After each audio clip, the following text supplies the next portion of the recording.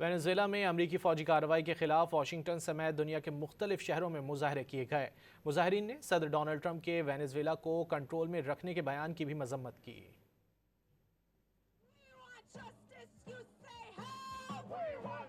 White house کے باہر مظاہرین بڑی تعداد میں جمع ہوئے اور نعرے لگائے۔ نیو یارک کے ٹائمز اسکوائر پر بھی مظاہرین نے ریلی نکالی اور صدر ڈونلڈ ٹرمپ کی گرفتاری کا مطالبہ کیا۔ وینزویلا کے دارالحکومت کراکس میں بھی شہریوں نے احتجاج اور صدر نکولس مادورو سے اظہار یکجہتی کیا۔